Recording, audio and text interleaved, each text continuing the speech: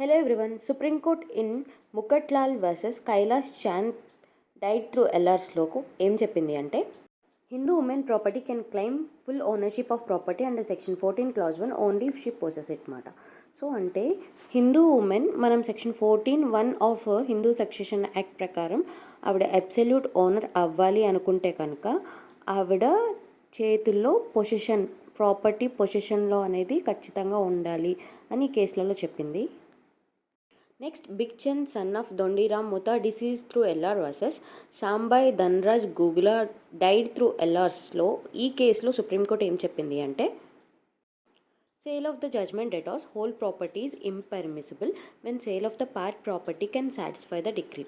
మనం ఎగ్జిక్యూషన్ చేసేటప్పుడు అటాచ్మెంట్ చేసి సేల్ చేస్తున్నప్పుడు డిగ్రీని సాటిస్ఫై చేయడానికి అంటే హోల్ ప్రాపర్టీ అవసరం లేదు, సగం ప్రాపర్టీ సరిపోతుంది, డిగ్రీ సాటిస్ఫై అయిపోతుంది అనుకుంటే కనుక మనం హోల్ ప్రాపర్టీని అటాచ్ చేసి అమ్మడానికైతే వీల్లేదు అని చెప్పింది.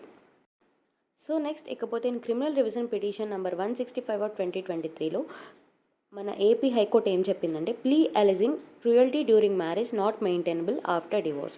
సో డివోర్స్ పిటిషన్ తీసేసుకున్న తర్వాత మనం క్రుయల్టీ కేసు ఏదైతే వేసామో మ్యారేజ్ సబ్సిస్టింగ్లో ఉన్నప్పుడు ఆ కేసు అనేది అనవసరం. సో అలాంటిది నాట్ మెయింటైనబుల్. ఎందుకంటే ఆల్రెడీ డివోర్స్ తీసేసుకున్న తర్వాత ఇంకా ప్రొసీడింగ్స్ అనేవి ప్రొలాంగ్ చేయడం వల్ల సో కోర్ట్కి బర్డెన్ తప్ప అక్కడ ఏమీ యూజ్ఫుల్ ఉండదు అన్న ఉద్దేశంతో ఏపీ హైకోర్టు క్రిమినల్ రివిజన్ పిటిషన్ని అలౌ చేసింది. అండ్ సో చూసారు కదా, ఇవి మన జ్యుడిషియరీకి సంబంధించిన లేటెస్ట్ జడ్జ్మెంట్స్. సో వీడియో నచ్చితే లైక్ చేసి షేర్ చేసి సబ్స్క్రైబ్ చేయడం మాత్రం మర్చిపోకండి.